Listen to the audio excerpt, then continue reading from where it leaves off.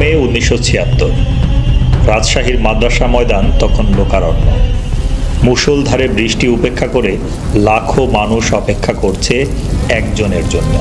95 বছর বয়সী এক বৃদ্ধ, যিনি সদ্য হাসপাতাল থেকে ছাড়া পেয়েছেন।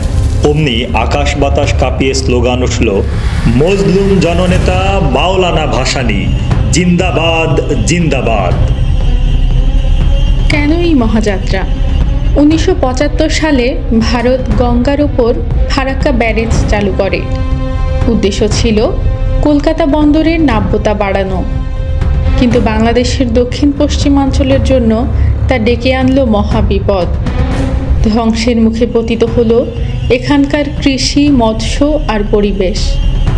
মাওলানা ভাসানী বুঝতে পেরেছিলেন এটি শুধু পানির সমস্যা নয়, এটি বাংলাদেশের অস্তিত্বের লড়াই। ভাসানী রাজনীতিক হিসেবে স্বপ্নদ্রষ্টা ছিলেন এবং একই সঙ্গে বাস্তববাদী ছিলেন। তার বাস্তববাদিতা তাকে শিখিয়েছিল যে নদী ছাড়া আমাদের দেশের অর্থনীতির কোনো ভবিষ্যৎ নেই।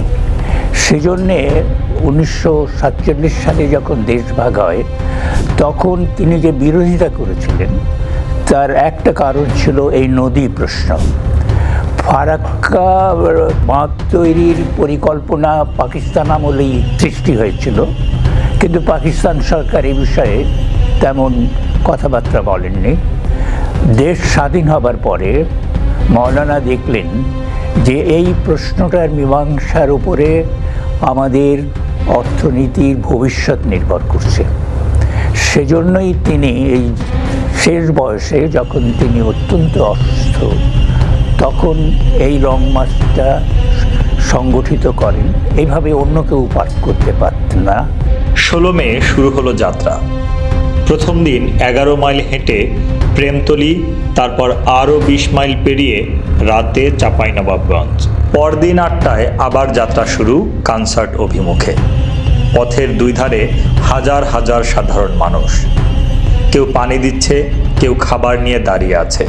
ঐতিহাসিক ফারাক্কা লং মার্চের 50 বছর হয়ে গেল। আমরা এই সম্মেলন উপলক্ষে যে স্থানে ফারাক্কা লং মার্চ গিয়ে থেমেছিল এবং যে পথ দিয়ে ওই লং মার্চটা গিয়েছিল, সেই পথ ধরে আমরা চাঁপাইনবাবগঞ্জ থেকে কানসার্ট উচ্চ বিদ্যালয়ে গিয়েছিলাম। কানসার্ট উচ্চ বিদ্যালয়ে এখনও সেই ঐতিহাসিক লং মার্চের স্মৃতি রয়ে গেছে। একটা স্মৃতিফলক আছে, লেখাগুলো মুছে গেছে। মাওলানা আব্দুল হামিদ খান ভাসানী সাহেব মে 1976 ঐতিহাসিক ফারাক্কা দিবস উপলক্ষে অত্র স্থান পর্যন্ত লং মার্চ উপলক্ষে অত্র স্মৃতিফলক কানসার্ট উচ্চ বিদ্যালয়। কিন্তু আমরা ওখানে ছিলাম 4-5 ঘন্টা। স্কুলে যে স্থানে জনসভা হয়েছিল, লাখো মানুষ জমায়েত হয়েছিল, সেখানে আমরা ঘুরে দেখলাম। কনসার্টে পৌঁছে ভাসানী গর্জে উঠলেন, কিন্তু দূরদর্শী এই নেতা সংঘাত চাইলেন না। সীমান্ত পেরিয়ে উত্তেজনা বাড়াতে নিষেধ করলেন। এভাবেই শেষ হলো সেই ঐতিহাসিক পদযাত্রা। এর মাত্র 12 দিন পরেই বিচিত্রা ম্যাগাজিন বের করল এক ঐতিহাসিক সংখ্যা, যা আজও ইতিহাসের দলিল হয়ে আছে। আজ 50 বছর পরে গত 14 ও 15 ডিসেম্বর, যখন আমরা রাজশাহী থেকে যাত্রা শুরু করে চাঁপাইনবাবগঞ্জ, শিবগঞ্জ ও কানসার্টের পথে পথে জনমানুষের সাথে কথা বলি, ফারাক্কা লং মার্চে অংশগ্রহণকারীদের সাক্ষাৎকার গ্রহণ করি এবং বর্তমান প্রজন্মের অনুভূতি জানতে চাই, তখন আমাদের কাছে মনে হয়েছিল আমরা যেন মাওলানার পেছন পেছন হাঁটছি, আর তিনি আমাদের বলছেন বিপন্ন পরিবেশ ও প্রাণ প্রকৃতির সুরক্ষার জন্যে অন্তহীন লড়াই চালিয়ে যাবার কথা। কারণ ফারাক্কা লং মার্চ আমাদের মনে করিয়ে দেয়, পানি মানে শুধু H2O নয়, পানি মানে জীবন।